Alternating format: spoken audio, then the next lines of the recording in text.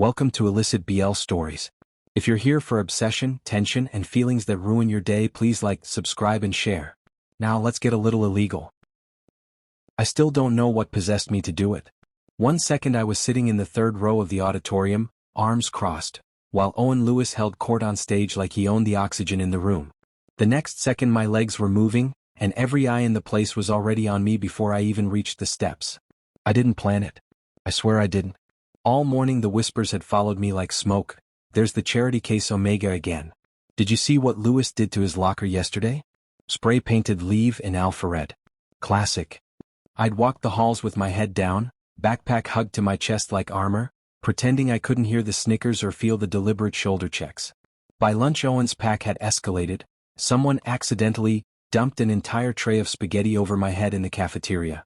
Red sauce dripped into my eyes, soaked my shirt, clung to my hair in greasy ropes. The laughter had been deafening. Owen hadn't even been there for that part. He never dirted his hands directly anymore. He just watched from the king's table, smirking like it was performance art. And then the assembly started. Principal Hayes droned on about school spirit and the upcoming championship game. Owen stood at the podium in his Letterman jacket, sleeves rolled to show off forearms corded with muscle, hair falling perfectly across his forehead the way it always did. He was giving the same speech he gave every year. We're unstoppable. We're family. Blah blah pack loyalty. Everyone clapped like trained seals. I sat there feeling the familiar burn behind my eyes, the one I'd learned to swallow years ago. Then he said it. Some people think they belong here just because they breathe the same air we do. His voice carried that lazy drawl, the one that made teachers melt and students shrink. But real strength? Real place? That's earned. Not handed out to strays. The auditorium rippled with laughter. Not loud, not cruel, just comfortable. Like it was obvious. Like I was the punchline everyone had already agreed on. I stood up. I don't remember deciding to. My body just moved. People turned. Whispers hissed. I felt every stare like needles. My sneakers squeaked on the polished floor as I walked down the center aisle. Owen's eyes flicked to me mid-sentence. For one heartbeat his perfect mask slipped. Just a flicker of surprise, before it smoothed over again into that infuriating, amused tilt of his lips. I climbed the 3 steps to the stage. The microphone picked up my breathing, loud and ragged in the suddenly silent room. Owen raised one dark brow. Green, he said low enough that only the front rows could hear. You lost. I didn't answer. Instead I closed the last 2 feet between us, grabbed the front of his stupid Letterman jacket with both hands, yanked him down and kissed him. My lips crashed into his hard. His mouth was warm, shocked open just enough for me to taste mint and the faint metallic edge of his alpha scent spiking sharp and wild. For half a second he didn't move, didn't push, didn't laugh, didn't do anything except freeze like I'd hit him with a live wire. Then reality caught up. Gasps exploded behind me. Phones clattered. Someone shrieked. A teacher shouted my name, Noah. Like a gunshot. I let go. Owen's pupils were blown wide, pupils eating the hazel until they were almost black. His chest rose and fell too fast. His scent rolled over me in a wave, pine, cedar, something darker and hotter underneath, and for one dizzying heartbeat I thought he might grab me back. I didn't wait to find out. I turned and walked off the stage. My legs felt like they belonged to someone else. The aisle stretched forever. Faces blurred past, open mouths, wide eyes, recording phones held high like torches. I kept my spine straight even though every instinct screamed to curl in on myself and disappear. I could feel Owen watching me go. I didn't dare look back. The double doors at the back of the auditorium slammed behind me. I made it 10 steps before my knees buckled. I caught myself against the lockers, gulping air like I'd been drowning. My lips still tingled. My hands shook so badly I had to fist them in my hoodie. What the hell had I just done?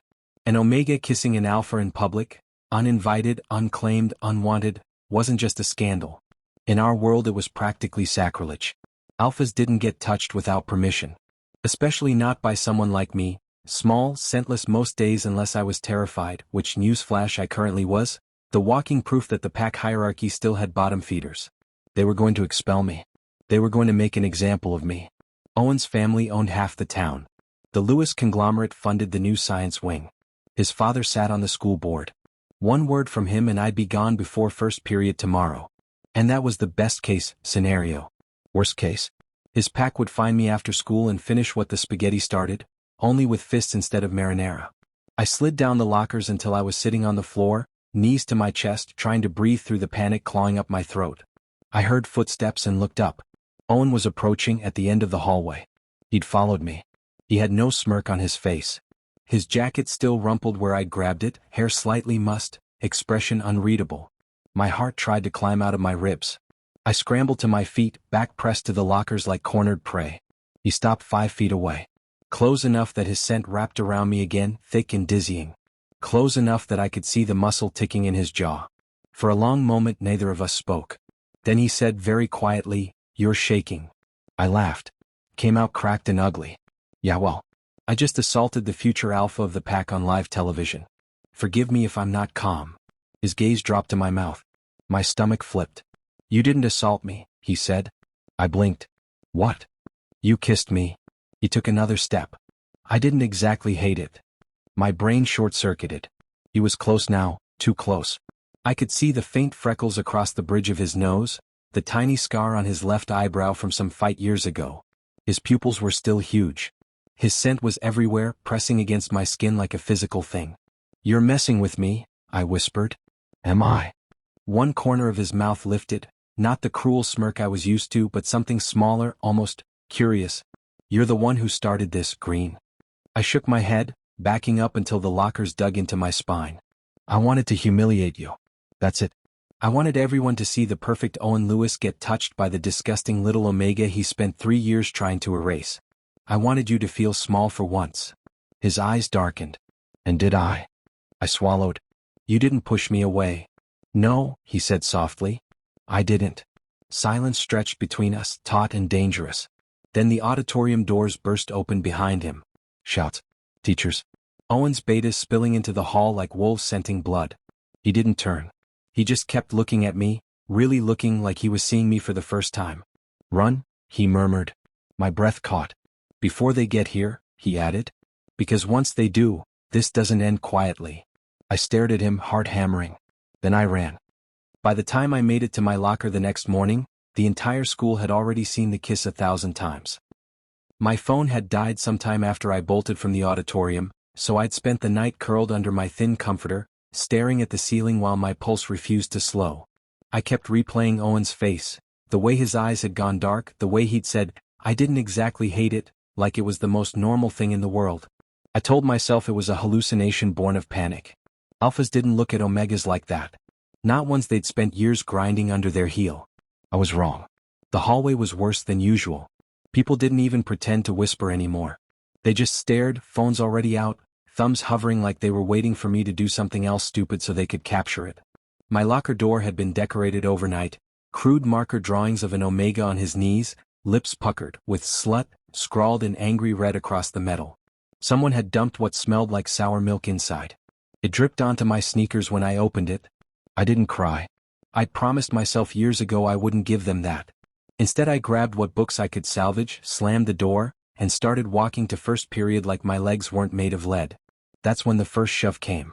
A beta from Owen's inner circle, Marcus, broad shoulders, perpetual sneer, slammed his palm against my shoulder hard enough to spin me into the wall. "Careful, Green. Don't want you getting any ideas about touching people who are out of your league." Laughter erupted around us. I straightened, jaw clenched. "Move." He stepped closer instead, crowding me until I could smell his cheap cologne and the faint tang of yesterday's gym sweat. "You think one little stunt makes you special? Lewis is probably disinfecting his mouth right now. You're lucky he hasn't had us drag you behind the bleachers yet." My stomach twisted, but I forced my voice steady. If he wanted that, he'd have done it already. Marcus opened his mouth to reply, then froze. The crowd parted like water. Owen walked through them. He wasn't in his Letterman today. Plain black hoodie, sleeves pushed up, hair still damp like he just showered. No pack trailing him. Just him, hands in his pockets, expression calm in that terrifying way that made everyone else look small. Marcus stepped back so fast he almost tripped. Owen didn't acknowledge him. His eyes were on me. "Green," he said. Quiet. Like we were the only two people in the hall. I swallowed. "What do you want?" He tilted his head. "You're late for class." I blinked. "Excuse me?" "First bell rang 3 minutes ago." He nodded toward the end of the corridor. "Move."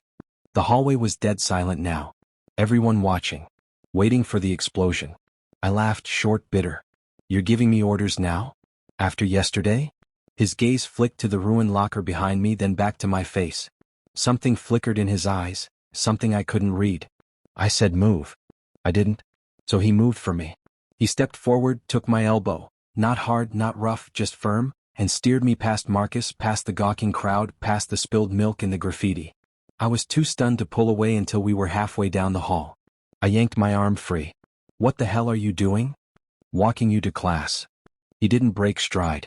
Why? He glanced sideways at me. Because if I don't, they're going to make yesterday look like foreplay. My face burned. I don't need your protection.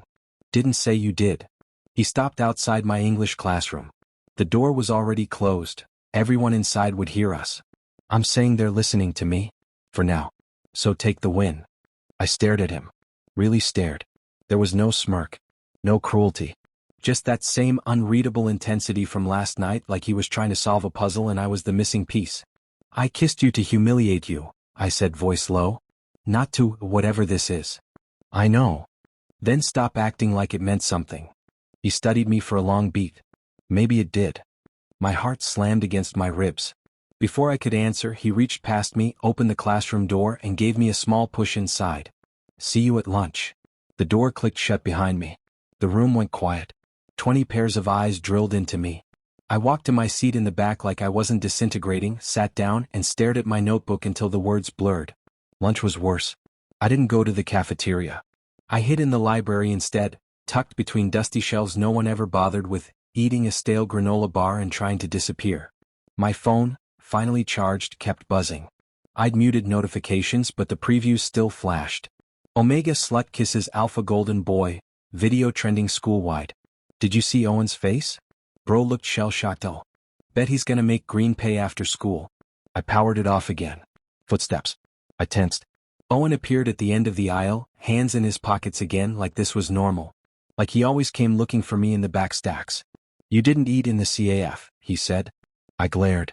Stalking me now? Checking. He leaned one shoulder against the shelf. You're shaking again. I'm fine. You're not. He pulled a protein bar from his pocket, fancy one, the kind with almonds and dark chocolate, and tossed it onto my lap. Eat something real. I stared at it like it might bite me. Why are you doing this? He didn't answer right away. Just watched me with that same quiet intensity. Then softer, because I can't stop thinking about it. My breath caught. The kiss, he clarified like I didn't already know. The way you looked at me after. Like you were ready to burn the whole place down. I've never seen anyone look at me like that. I laughed again, hollow. You've spent 3 years making sure no one ever would. Yeah. He pushed off the shelf, stepped closer. And then you did it anyway. I stood up so fast the granola bar wrapper crinkled under my shoe. Stop. Just stop. Whatever game this is, I'm not playing. It's not a game. Then what is it? My voice cracked. Pity? Some alpha savior complex? You think one public kiss flips a switch and suddenly I'm worth your time? His jaw tightened. You think I'm that shallow? I think you're the guy who told me to leave this school every day for 2 years. Silence. Then he said very quietly, I was wrong. I froze. He took another step. Close enough that I had to tilt my head to meet his eyes. I was wrong about a lot of things. Including you. My throat closed. Don't what? Don't pretend you care now. I'm not pretending. His voice dropped lower. That kiss, it woke something up. Something I've been ignoring for years. And now I can't ignore it anymore. I shook my head, backing up until my spine hit the opposite shelf. You're lying. Am I? He didn't follow. Just stood there, hands loose at his sides, scent curling around me, warm cedar and storm. Then why haven't I let anyone touch you today? Why did I stop Marcus before he could put hands on you? Why am I here right now instead of pretending yesterday never happened? I had no answer. He exhaled slow. I don't know what this is either, Noah. But I know I'm not walking away from it. The bell rang sharp, jarring. He glanced toward the door, then back at me. Stay out of trouble for the rest of the day. I'll find you after last bell. And then he left. I sank back to the floor, protein bar clutched in numb fingers, heart racing like I'd just run a marathon. The rest of the week felt like walking through a minefield blindfolded. Every time I turned a corner, I expected fists or worse. Every time the hallway went quiet, I knew Owen was nearby. He didn't hover exactly, he was too smart for that, but he was there. A shadow at the edge of my vision. A low voice cutting through the noise when someone got too close. A glare that sent Marcus and the others scattering like roaches when they thought about cornering me again. It should have felt like safety. Instead it felt like a leash. Friday afternoon I snapped. I just finished gym, last period, the one class I couldn't skip without risking truancy, and was changing in the far corner of the locker room, back to the wall, hoodie already half on to hide how badly my hands were shaking. The scent of sweat and rubber lingered, thick enough to choke on. Most guys had cleared out already. I was lacing my sneakers when the door banged open. One. Of course. He didn't say anything at first. Just walked straight to the bench across from me, dropped his gym bag and started untying his cleats like this was routine. Like we shared space all the time. I stood up fast. Get out. He glanced up, one brow raised. It's a public locker room, Green. Not when you're in it. My voice came out sharper than I meant. You've got your own private one in the Alpha Wing. Use it. He finished with his shoes, set them aside neatly, then leaned forward, elbows on his knees. You've been avoiding me all week. I've been surviving. There's a difference. You call ducking into bathrooms and eating in the library surviving? He tilted his head. Looks more like hiding. Heat crawled up my neck. Maybe I just don't want to be your latest charity case. Or your entertainment. Whatever this is. He stood slowly, deliberately, like he was giving me time to bolt. I didn't. Running would have felt like admitting he scared me. And he did. Just not in the way he used to. This, he repeated, stepping closer, is me trying to make sure no one breaks your face because of what you did. I laughed short, ugly. Because of what I did? You mean because you didn't shove me off the stage and make an example of me? Because you've been playing guard dog ever since? Newsflash, Lewis, I didn't ask for a savior. I asked to be left alone. His jaw flexed. You kissed me in front of 400 people. That ship sailed. And you could have ended it right there. One word. One look. They'd have torn me apart, and you'd have stayed golden. Instead I gestured wildly at him, at the empty space between us, doing this. Following me. Giving me protein bars. Staring like I'm some puzzle you need to solve. It's worse than the bullying. At least that was honest. You went still. For a second I thought I'd finally pushed too far. That the mask would crack and the old Owen would come roaring back. The one who'd slam lockers and spit insults like they were nothing. Instead he exhaled, slow and rough, and ran a hand through his damp hair. You think I'm doing this out of pity? I think you're doing it because your alpha instincts got triggered by one stupid kiss and now you can't turn them off. Like I'm some damsel you accidentally imprinted on. His eyes narrowed. You really believe that? What else am I supposed to believe? My voice cracked on the last word. I hated it. 3 years of hell and suddenly you care? Come on. He closed the distance in one step. Too close. His scent flooded my lungs. Cedar, storm, something warmer now, almost sweet. My knees locked. I pressed my back to the lockers, cold metal biting through my hoodie. I'm not doing this because my instincts told me to, he said low. I'm doing it because every time I close my eyes I see your face right before you kissed me. Terrified. Furious. Brave. And I can't stop wondering what else I missed. What else I ignored. My pulse thundered in my ears. You're lying, I whispered. Test me. I stared up at him. His pupils were blown again just like that day on stage. His breathing was shallow. Controlled but barely. So I did the only thing I could think of to break the spell. I shoved him. Hard.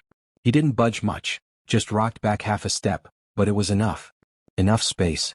Enough air. Don't, I said. Don't make this into something it's not. He caught my wrist before I could pull away again. Not tight.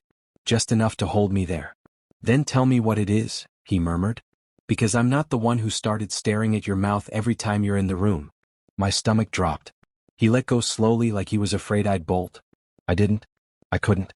My legs felt like water. The locker room door creaked open. We both turned.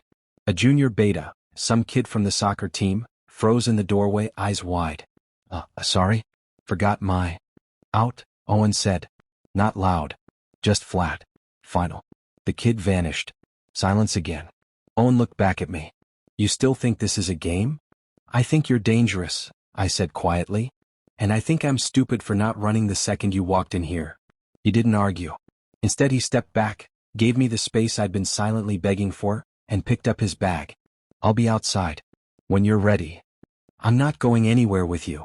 Suit yourself. He paused at the door. But if you walk out alone, Marcus and the others are waiting by the east exit. They've been talking about teaching the Omega a lesson since Tuesday. Your call. He left. I stood there for a full minute, breathing too hard, heart trying to claw out of my chest. When I finally pushed through the door 10 minutes later, the hallway was empty. Almost. Owen leaned against the opposite wall, arms crossed, watching me like he'd known exactly how long I'd take. He didn't say anything. Just fell into step beside me as I started walking. I hated how natural it felt. I hated more how part of me didn't hate it at all. We made it halfway across the parking lot before I stopped. He stopped too. I turned to face him. This doesn't mean anything. His mouth curved, just the tiniest bit. Okay. I'm not yours. Never said you were. I still hate you. A longer pause. Then softer, I know. I searched his face for the lie. For the trap. I didn't find it, so I kept walking. And he kept following. Behind us, I heard tires squeal as Marcus's Jeep peeled out of the lot. Empty. No ambush. Not today. I didn't thank Owen. I didn't have to. He already knew. The weekend was supposed to be a reprieve. No hallways. No stairs. No Owen Lewis materializing like a bad habit I couldn't shake. I spent Saturday holed up in my room, curtains drawn, phone on airplane mode, trying to pretend the kiss and everything after it had been a fever dream. I told myself that by Monday the school would have moved on to fresher drama. Someone's leaked nudes, a fight at the homecoming bonfire, anything but me. I was wrong again. Monday morning the whispers had evolved. They weren't just cruel anymore. They were curious. I felt it the second I stepped onto campus. Heads turning slower, eyes lingering longer, conversations cutting off mid-sentence when I passed. Someone even nodded at me in the parking lot, like I was a person worth acknowledging. It made my skin crawl worse than the insults ever had. By lunch I needed air that didn't taste like cedar and expectation. I slipped out the side door behind the art wing, the one nobody used because it led to the overgrown service path between the main building and the old gym. There was a bench back there, half hidden by ivy, where the Omegas sometimes gathered when the cafeteria felt like a war zone. Not a club. Not official. Just a quiet corner where we could breathe without someone deciding we didn't deserve to. I wasn't expecting anyone today. Most of them avoided me now, too much heat attached to my name. But when I rounded the corner, 3 figures were already there. Lila, short black hair and perpetual scowl, sat cross-legged on the bench. Beside her was Mateo, the only male Omega in our year who hadn't transferred out yet, knees pulled to his chest. And leaning against the wall, arms folded, was Riley, the quiet one who always smelled faintly of lavender and never spoke unless she had to. They all looked up when I appeared. Nobody smiled. Thought you might show, Lila said. Her tone wasn't welcoming. It wasn't hostile either. Just careful. You've been trending harder than the championship game. I hesitated. I can go. Mateo shook his head. Sit. You're here now. I sat on the far end of the bench, leaving space like I might contaminate them. The silence stretched until it hurt. Finally Riley spoke, voice soft. Is it true? I didn't pretend to misunderstand. The kiss? Yeah. Lila snorted. Bold. Stupid. But bold. Mateo leaned forward. And now he's, what? Protecting you? I rubbed my face. Something like that. They exchanged looks. You know what happens when an alpha gets fixated? Lila said. Especially one like Lewis. It's not romance. It's ownership. I know, I muttered. Do you? Riley's eyes were steady. Because the way he looks at you in the halls, it's not casual. And the rest of the pack is noticing. They're pissed. They think he's weak for letting an Omega mark him in public. My stomach twisted. He didn't let me. Doesn't matter, Mateo cut in. Perception is everything in this place. And right now the perception is that Owen Lewis is losing his edge over a nobody Omega. That makes you a target. Not just for the betas. For anyone who wants to take a shot at him through you. I stared at the cracked concrete between my sneakers. So what? I transfer? Disappear? Lila shrugged. You could. Or you could use it. My head snapped up. Use it? Make him prove he's not just playing savior, she said. Push back. See if he bends or breaks. If he's serious, he'll fight for you. If he's not, better to know now. I laughed hollow. You make it sound easy. It's not, Riley said quietly. But hiding won't make it stop. They didn't push me to stay. When the bell rang, they just stood, brushed dirt off their jeans, and left me there with more questions than I'd arrived with. I didn't see Owen all afternoon. No shadow. No intervention. It should have felt like freedom. It felt like abandonment. After last bell I headed to the parking lot, planning to cut through the back fields and avoid the main gates where Marcus and his crew usually waited. I was halfway across the grass when I heard tires crunch on gravel. A sleek black SUV, too expensive for a high school kid, pulled up beside me. The passenger window rolled down. He leaned across the console, one arm draped over the steering wheel. Get in. I kept walking. He matched my pace, engine purring low. Noah. Don't call me that. Fine. Green. Get in the car. No. He sighed, exasperated, almost fond. I'm not asking. I stopped. Turned. Then what are you doing? Taking you somewhere we can talk. Without an audience. I crossed my arms. We talked in the locker room. We talked in the library. You said plenty. Not enough. His voice dropped. Please. The please hit harder than any order ever had. I hated myself for it, but I got in. He didn't speak as he drove, out past the school, past the suburbs, toward the old overlook that sat above the river. Kids used it for parties. Tonight it was empty except for the wind and the last smear of sunset bleeding across the water. He parked. Killed the engine. Turned to face me. I heard what the Omegas said to you, he started. I tensed. You were spying? I was watching. Making sure no one followed you. He rubbed the back of his neck. They're not wrong. About the perception. About the danger. Then why are you still doing this? I asked. If it's hurting your reputation, walk away. Problem solved. He looked at me, really looked. Because I can't. My chest tightened. I tried, he said. All weekend. Told myself it was adrenaline. A glitch. One kiss doesn't rewrite 3 years. But every time I closed my eyes, I saw you grabbing my jacket. Saw the way you didn't flinch when everyone gasped. You weren't scared of me in that moment. You were scared of what came after, and you did it anyway. He leaned closer. I've spent my whole life being untouchable. Perfect. And then you touched me. And I didn't hate it. I wanted more. My breath hitched. So yeah, he continued softer, I'm fixated. And yeah, it's dangerous. But I'm not walking away unless you tell me, right now to my face, that you want me gone. I opened my mouth. Closed it. He waited. The silence stretched until it ached. Finally I whispered, I don't know what I want. His shoulders relaxed, just a fraction. That's honest. I don't trust you, I added. I know. And I still hate parts of you. A lot of parts. Fair. I looked out at the river. What happens if your family finds out? He exhaled. They already suspect something. My father asked why I've been distracted lately. I told him school stress. He didn't buy it. I turned back to him. They'll never accept an Omega. Not for you. I know. So this, I gestured between us, what is it? A rebellion? A phase. It's me finally admitting I've been an asshole for years because I was terrified of anything that didn't fit the mold they built for me. His voice cracked on the last word. Including you. Something inside me cracked too. I didn't move closer. Didn't touch him. But I didn't get out of the car either. He started the engine again. I'll take you home. I nodded. We drove in silence the whole way back. When he pulled up to my street, he didn't park, just idled at the curb. Tomorrow, he said. Same spot. After school.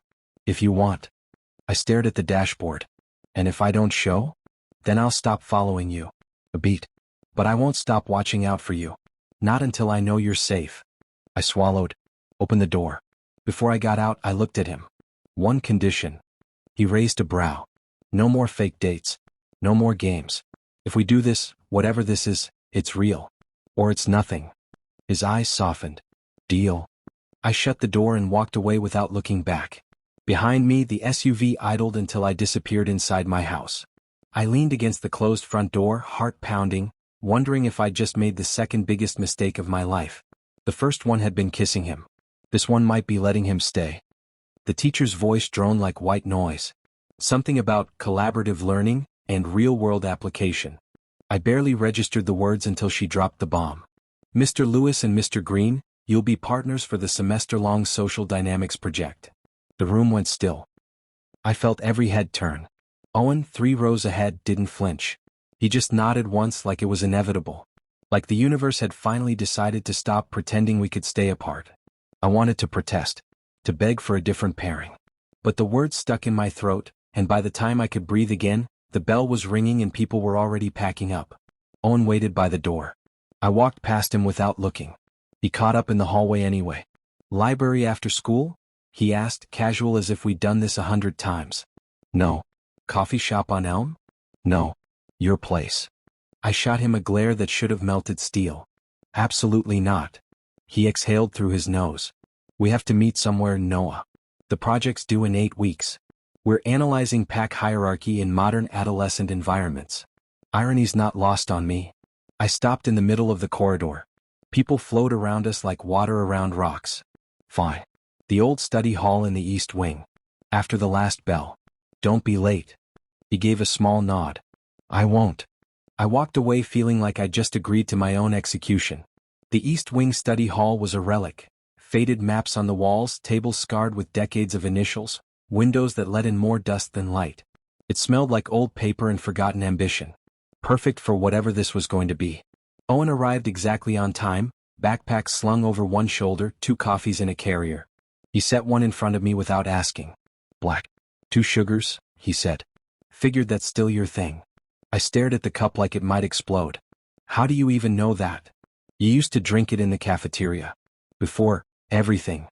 Before he and his pack made sure I never sat there again. I pushed the coffee aside. Let's just get this over with. We spread out our notes. The project outline stared back at us. Observe, interview, analyze power structures within the school. Document how status is maintained, challenged, subverted. I almost laughed. Owen opened his laptop first. We could start with the obvious. Alpha dominance displays. Council elections. Sports team hierarchy. Or we could talk about how omegas are systematically erased, I said flatly. How certain people enforce that erasure to protect their own status. He looked up. We can include that. Do you want to? I challenged. Because putting your name on a paper that calls out the system you benefit from might not look great on college apps. Or to Daddy Lewis. His fingers paused on the keys. I'm not afraid of the truth. Since when? Since you kissed me and I realized I'd been lying to myself longer than I'd been lying to you. The air thickened. I looked away first. Fine. We'll do both sides. Document the enforcement mechanisms. The consequences for stepping out of line. We worked in tense silence after that. Pages turned. Keys clicked. Every so often our elbows brushed when we reached for the same reference book, and I hated how aware I was of the contact. How my skin hummed where we'd touched. An hour in he broke the quiet. I used to watch you. I froze mid-sentence. Not in a creepy way, he added quickly. Or, okay, maybe it was creepy. But back in freshman year before everything got bad. You sat by the windows in bio. Always drawing in the margins of your notes. Tiny wolves, trees, things that looked free. My throat closed. I hadn't drawn in years. You never looked scared then, he continued. Not like later. I kept thinking, why does he get to look like that? Like none of this matters. Like he's already somewhere else. I stared at the table. And then you decided to make sure I wasn't. He exhaled. Yeah. Because watching you be unafraid made me feel small. And I wasn't allowed to feel small. Not ever. I finally met his eyes. So you made me small instead. He didn't flinch. I did. And I hate that I did. The honesty in his voice cracked something inside me. I stood up abruptly. I need air. I didn't wait for him to answer. I pushed through the door into the empty hallway, chest tight, pulse loud in my ears. He followed, of course he did, but he stopped a few feet away. Gave me space. I don't expect forgiveness, he said quietly. I just want you to know I see it now. All of it. I leaned back against the lockers. Seeing it doesn't erase it. No, it doesn't. We stood there in the dim corridor light, the silence heavier than any words we'd said. Then he took a step closer. Slow. Careful. I have a secret, he said. I raised a brow. My mother was an Omega. His voice was so low I almost missed it. Not full. Half maybe. She hid it. Suppressants. Scent blockers. My father never knew until after she died. He found her stash. The letters from her family begging her to leave him. She stayed anyway. For me. My breath caught. He burned everything. Told me she was weak. Told me weakness kills legacies. Owen's laugh was bitter. So I became the opposite. Untouchable. Perfect. And every time I saw you, someone who reminded me what she might have looked like if she'd fought back, I hated you for it. I didn't know what to say. So I didn't say anything. He stepped closer still. close enough that I could see the tremor in his hands. "The kiss," he whispered. "It wasn't just rebellion for you. It was the first time someone made me feel something real in years. And I've been chasing that feeling ever since." My heart slammed against my ribs. He lifted a hand, hesitated, then brushed his knuckles along my jaw. Featherlight. Asking permission without words. I didn't pull away. His thumb traced the corner of my mouth. "Tell me to stop." I didn't. Instead I leaned in just enough. Our lips met soft. Nothing like the first time. No crash. No desperation. Just a slow, careful press that tasted like coffee and regret and something dangerously close to hope. He made a small sound in the back of his throat. His hand slid to the nape of my neck, fingers threading into my hair. I let him. For one long, dizzying minute, the hallway disappeared. The school. The project. The past. Then reality slammed back. I broke the kiss. Stepped away. Breathing hard. "We can't," I started. "I know," he said. His voice was wrecked. "Not here. Not like this." I nodded. Swallowed. "We still have to finish the project." Yeah. We went back inside. We didn't touch again that afternoon. But every accidental brush of fingers felt electric. Every glance lingered too long. When we finally packed up, the sun had set outside the windows. Owen walked me to the edge of the parking lot. "Tomorrow?" he asked. "Same time," I said. He nodded. Before I turned to go, he caught my wrist, gentle. "I'm not going anywhere," he murmured. "Even when it gets hard." I looked down at where he held me. Then up at his face. "I know," I whispered. The school's annual winter formal was never about dancing. It was about power. Who wore the best suit, who arrived with the most desirable date, who got crowned king and queen in front of the entire senior class. It was a stage, and Owen Lewis had always been the star. This year felt different. I wasn't supposed to go. I'd never gone. The tickets were expensive, the dress code impossible on my budget, and the idea of standing in a room full of people who'd spent years pretending I didn't exist made my stomach turn.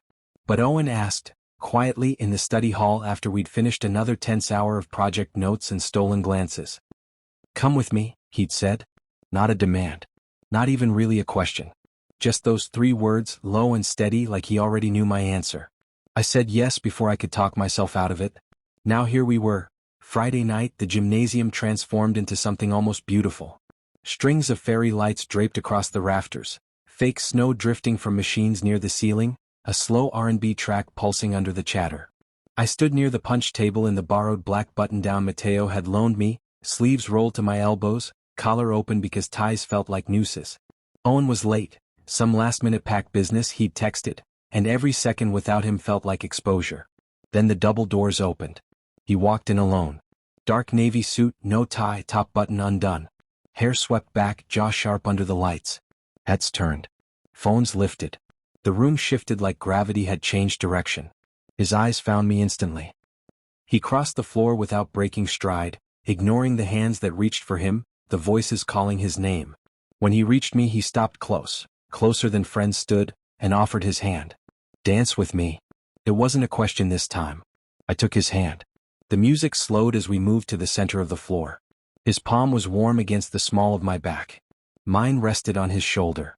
We weren't close enough to scandalize anyone, but we weren't far enough to pretend this was casual. Whispers followed us like smoke. "You look good," he murmured near my ear. "You're late." Had to deal with something. His thumb brushed the fabric at my waist. "My father's here. Watching." I tensed. "Why?" "Because I told him I was bringing someone." He pulled back just enough to meet my eyes. He wanted to see for himself. My heart stuttered. And I told him if he made a scene tonight, I'd make a bigger one. I searched his face. "You're serious?" "Deadly." Before I could respond, the music cut. A low growl rolled through the gym, multiple overlapping. Alpha pheromones spiked sharp and aggressive. The crowd parted. 3 guys from Ridgewood High, rival pack, red jackets, smirks like knives, strode in like they owned the place. Leading them was Caleb Voss, captain of their lacrosse team, built like a linebacker, eyes locked on Owen. Well, Caleb drawled. Lewis finally brought his little Omega pet out to play. The room went electric. Owen's hand tightened on my waist. "Walk away, Voss." Caleb laughed. "Nah. Words out. You're slipping. Letting this," he gestured at me, "crawl all over you in public. Makes you look weak. Makes the whole pack look weak." Murmurs rippled outward. Owen stepped in front of me. Last warning. Caleb cracked his knuckles. Or what? You gonna fight for your stray? Right here? In front of everyone? I felt it, the shift. The challenge wasn't just personal. It was pack. Leadership. If Owen backed down, he'd lose status. If he fought and lost, same thing. Either way, Caleb won. Owen looked back at me once, quick, searching. Then he turned. Outside, he said. Now. Caleb grinned. Thought you'd never ask. They moved toward the side exit. The crowd followed like moths to flame.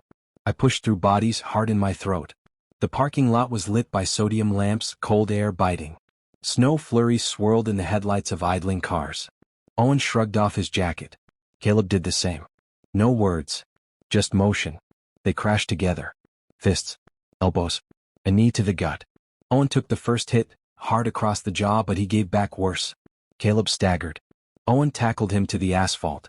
They rolled, snarling, pheromones so thick I could taste metal. Someone grabbed my arm. Marcus. He yanked me back. Stay out of it, Green. I wrenched free. Let go. You didn't? Owen saw. He roared, raw alpha fury, and shoved Caleb off him. Blood streaked his lip. He lunged toward us. Marcus shoved me hard. I stumbled, caught myself on a car hood. Owen reached me in 3 strides, grabbed Marcus by the throat, lifted him off his feet, and slammed him against the nearest SUV. Metal dented. Touch him again, Owen snarled, and I'll rip your fucking throat out. Marcus choked. Nodded frantically. Owen dropped him. Caleb was back on his feet, swaying but still smiling. Look at that. The golden boy's gone feral. Over in Omega. Owen turned. Blood dripped from his split lip. His knuckles were raw. He walked straight to me. Grabbed my face with both hands, gentle despite the blood, and kissed me. Right there. Not soft. Not careful. Claiming. The crowd gasped. Phones flashed. He pulled back just enough to speak against my mouth. You okay? I nodded. Shaking. He pressed his forehead to mine. I'm done pretending. Then he turned to face the crowd, his pack, the rivals, the teachers spilling out now. I'm claiming him, he said loud enough for everyone to hear.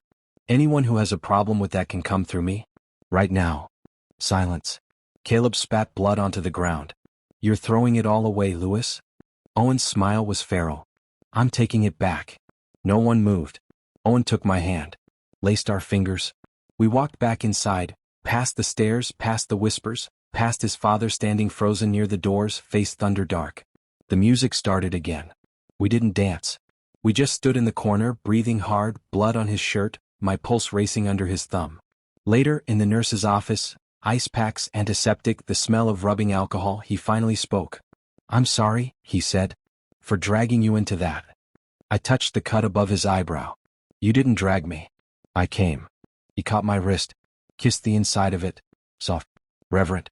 I meant what I said out there. I know. He looked up, eyes searching. You still don't trust me. I trust you more than I did yesterday. A small broken laugh. Progress. I leaned in, kissed him, slow, careful, tasting copper and mint. When I pulled back, I whispered, we're going to pay for this. Yeah, he said. We are. But his hand stayed in mine. The fallout didn't wait for Monday. By Saturday morning my phone was already vibrating itself off the nightstand. Notifications stacked like accusations. Screenshots of Owen's declaration in the parking lot, grainy videos of the fight, close-ups of our kiss under the sodium lights. The caption trending school-wide was simple and vicious. Golden boy throws it all away for the Omega nobody. I turned the phone face down and tried to breathe through the nausea. Owen texted at 7:14 a.m. Are you awake? I stared at the message for 10 minutes before typing back. Yeah. Can I come over? My parents were at work. The house was empty. Quiet. Too quiet. The front doors unlocked. 20 minutes later his SUV rolled up outside. No dramatic peel-out.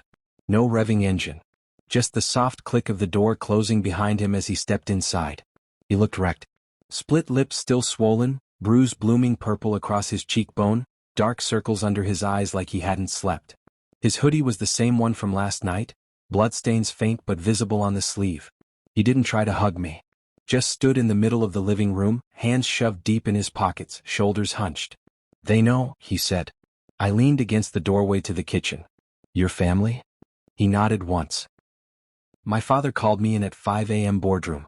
Full lights. Lawyers on speakerphone. They had the videos before I even got home. I swallowed. What did they say? That I've embarrassed the family name. That I've jeopardized merger talks with the Voss conglomerate. Apparently Caleb's father is one of their biggest potential partners. That I've made myself look unstable. Weak. His laugh was hollow.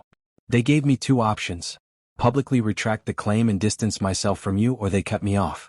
No trust fund. No college fund. No PAC succession. Nothing. The room tilted. And? My voice came out small. I told them to go to hell. My knees nearly buckled. He stepped closer. I meant what I said last night. I'm not walking away. I searched his face. They won't let this go. No. They won't. He exhaled. They're announcing my engagement tomorrow night. Formal dinner. Beta heiress from the East Side PAC. Daughter of one of their biggest investors. It's already in motion. The air left my lungs in a rush. Engagement. The word landed like a slap. You're marrying someone else? Not if I can help it. His voice cracked. But they're moving fast. The announcement's going public tomorrow. Socials, PAC newsletter, local press. They want to control the narrative before the school board meeting on Monday. Before anyone can challenge it. I laughed, sharp, broken. So that's it? One fight, one kiss, and they just erase me? They're trying. He reached for me. I stepped back. He froze. Don't, I whispered. Don't touch me right now. Noah. You knew this was coming. My voice rose despite myself. You knew your family would never accept an Omega. You knew they'd force you into some political match. And you still let me, I gestured wildly between us. You still let this happen. I didn't let anything happen. His eyes were pleading. I chose this. I chose you. And now you're engaged. Not yet. But you will be. Tomorrow night. In front of cameras. In front of your PAC. In front of everyone who spent years watching you be perfect. I wrapped my arms around myself. And I'll be the idiot who believed you when you said you weren't walking away. He flinched like I'd hit him. I'm not walking away, he repeated, quieter. I'm fighting. I told them I'd renounce the succession if they forced this. I told them I'd go public. Tell every PAC in the region exactly why I'm choosing you over their merger bullshit. I stared at him. You'd throw away your entire future? For you? Yes. The sincerity in his voice almost broke me. Almost. Instead I shook my head. I don't want that. His brows drew together. What? I don't want you to burn your life down for me. My throat burned. I want you to want me because you choose me, not because you're rebelling against them. Not because some kiss woke up your alpha instincts. I want it to be real. And right now, it feels like a war you're dragging me into. He stepped forward again. This time I didn't retreat. I'm not dragging you anywhere, he said fiercely. I'm asking you to stand with me. Just stand with me. One more day. Let me fix this. How? I whispered. I'll go to the dinner. I'll hear them out. Then I'll tell them no, in front of everyone. I'll make it impossible for them to spin it. And if they cut you off? Then they cut me off. His jaw set. I'll figure it out. I have savings. I have friends. I have you. If you'll still have me after. I looked away. Tears burned behind my eyes. I need time, I said. He nodded slowly. Okay. He turned to leave. At the door he paused. I love you, Noah. The words hit like a punch. I didn't answer. He left. The door clicked shut. I sank to the floor right there in the hallway, back against the wall, knees to my chest. I didn't cry. Not yet. Sunday night the announcement dropped. PAC socials lit up first. Then the school group chats. Then every news outlet that covered local elite families. Owen Lewis to be formally betrothed to Elena Voss at private family dinner tonight. Photos were already circulating. Owen in a charcoal suit, standing beside a tall, elegant beta girl with perfect posture and a diamond choker. They weren't touching. They weren't smiling. But the image was enough. I stared at it on my phone until the screen went black. Then I opened the school anonymous confession page. I typed with shaking fingers. Owen Lewis never gave a damn about the Omega he kissed on stage. It was all a game. A rebellion. A way to piss off his daddy. Now he's engaged and I'm left looking like the fool who believed him. Don't fall for it. He's not worth it. I hit post. Within minutes it had hundreds of reactions. Comments poured in. Called it. Poor Green. Lewis is trash. Bet he never even liked him. I turned my phone off. Threw it across the room. It hit the wall and cracked. I didn't care. When the doorbell rang an hour later, I almost didn't answer. But it rang again. Insistent. I opened it. Owen stood on the porch. Suit rumpled. Tie gone. Hair destroyed like he'd run his hands through it 100 times. His eyes were red. You posted it, he said. Not accusing. Just broken. Yeah. He swallowed. You think that's what this was? A game? I don't know what it was anymore. He stepped inside without asking. Closed the door behind him. I told them no, he said. In front of the entire room. Cameras rolling. I told them I was renouncing the engagement, the succession, everything. I told them I was choosing you. That I loved you. That I'd rather be nothing than be theirs if it meant losing you. My chest caved. He took a shuddering breath. They laughed. My father laughed. Said I was delusional. That I'd come crawling back when I had nowhere else to go. Then they escorted me out. Security. Like I was a trespasser in my own house. I stared at him. I have nothing, he whispered. No money. No home. No pack. Just the clothes on my back and my car, if they don't repo it tomorrow. Tears finally spilled over. He stepped closer. I don't care. I'd do it again. But you, his voice cracked. You think I never cared. You think I used you. I shook my head. I don't know what to think. Then let me show you. He dropped to his knees. Right there on my parents' faded rug. Head bowed. Shoulders shaking. I'm begging you, he said. Don't walk away. Not now. Not when I finally chose right. I looked down at him, the golden boy on his knees, broken open, bleeding truth. And something inside me shattered. I sank down too. Wrapped my arms around him. He buried his face in my neck and sobbed. We stayed like that for a long time. Crying. Breathing. Hurting. When the tears slowed, I pulled back just enough to see his face. I'm scared, I admitted. Me too. But I'm not walking away. His eyes searched mine. Hope flickering fragile. I kissed him. Slow. Salt-stained. Real. When we broke apart, I whispered against his lips. We start over. No games. No hierarchies. Just us. He nodded. Tears were still falling. Just us. The rain didn't stop for 3 days. It hammered the roof of my parents' small house, turned the yard into mud, blurred the street lights into smears of gold. Owen stayed. Not in my room, my mom would have had a heart attack, but on the couch in the living room, wrapped in the oldest quilt we owned, waking every time a car passed too close outside. He didn't talk much those first nights. Just held my hand when I sat beside him, thumb tracing slow circles over my knuckles like he was reminding himself I was real. By Wednesday, the school board had called an emergency meeting. Rumors said it was about disciplinary action. Others said it was about Owen's public renunciation of his family's PAC status. A few whispered that the Lewis conglomerate had threatened to pull funding unless the board handled the situation. Either way, the assembly was mandatory. Everyone had to attend. Owen didn't want to go. They'll use it against us, he said that morning, voice rough from too little sleep. They'll turn it into a spectacle. Make you look like the problem. I sat on the arm of the couch, looking down at him. His bruise had faded to sickly yellow, but the shadows under his eyes were darker than ever. If we don't show up, they win the narrative. They get to say you ran. That I ruined you. He closed his eyes. You didn't ruin me. I know. I leaned down, pressed my forehead to his. But they'll say it anyway. Let's go together.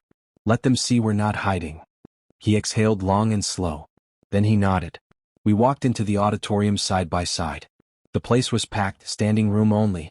Teachers lined the walls. Parents sat in the front rows, faces tight. Owen's father was there, 3 seats from the aisle, arms crossed, expression carved from stone. Caleb Voss sat near the back with his pack, smirking like he'd already won. The principal stepped to the podium. Due to recent events involving student conduct and pack hierarchy concerns, we are here to address. Owen stood. The room hushed so fast it felt like someone had sucked the air out. Principal Hayes faltered. Mr. Lewis. Owen walked down the center aisle. No hesitation. No bodyguard pack. Just him, hoodie, jeans, the same sneakers he'd worn when he slept on my couch for 3 nights. He climbed the steps to the stage like he belonged there. Maybe he still did. He took the microphone. For a second he just stood, looking out at the sea of faces. Phones were already up. Recording. Then he spoke. My name is Owen Lewis. Or it was.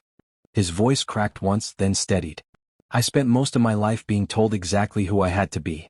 Alpha. Untouchable. Perfect. And for a long time I believed it. I enforced it.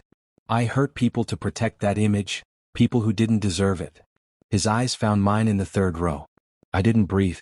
I hurt Noah Green most of all, he continued, because he reminded me of everything I was afraid to feel. Everything my family told me was weakness. And instead of facing that fear, I crushed him for 3 years. Until he kissed me on stage, right here, and refused to let me keep pretending. Murmurs rippled. Owen didn't flinch. That kiss wasn't an assault. It was a mirror. It showed me who I really was, and who I could be if I stopped being afraid. So I'm done being afraid. He turned slightly toward the principal, then back to the crowd. I renounce any claim to PAC succession. I renounce any affiliation with the Lewis conglomerate's influence here. And I publicly claim Noah Green, not as property, not as a trophy, but as my equal. My partner. The person I love. Silence. Then a single person started clapping. Mateo. Then Riley. Then Lila. Then a scattering of others, omegas, betas, even a few alphas who looked like they'd been waiting for someone to say it out loud. Owen's father stood. The clapping faltered. He walked toward the stage, slow, deliberate. Security shifted, uncertain. Owen didn't move. His father stopped at the foot of the steps. You're throwing away everything, he said, voice carrying. For him. Owen looked down at him. I'm taking back everything that actually matters. His father's face twisted, anger, disappointment, something almost like grief. Then he turned and walked out. The doors slammed behind him. Owen exhaled. Then he looked at me again. And jumped off the stage. He crossed the aisle in long strides. People parted without being asked. When he reached me, he didn't hesitate. He cupped my face with both hands, gentle, trembling, and kissed me.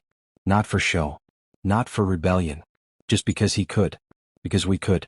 The auditorium erupted. Some cheers, some gasps, some boos. Phones flashed like stars. I kissed him back.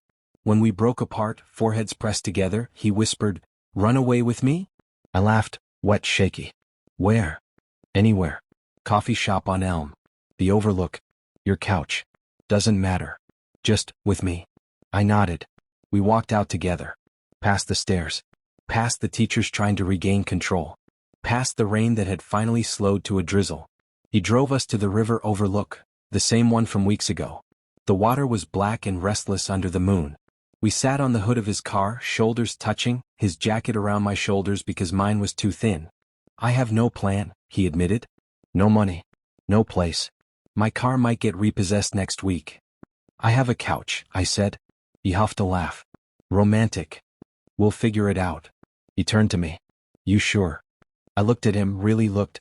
The boy who'd once shoved me into lockers. The boy who'd knelt in my living room and begged. The boy who just burned his entire world down for a chance to stand beside me. Yeah, I said. I'm sure. He kissed me again, slow, deep, tasting like rain and relief. When we pulled apart, he smiled, small, real, unguarded. Date tomorrow? He asked. I raised a brow. You asking me out? Officially. No parents. No pack. Just us. Coffee. Maybe a movie. No drama. I leaned my head on his shoulder. I'd like that. Hi, lovely viewers, if you watched to the end, please don't forget to like, subscribe, and share. Thank you.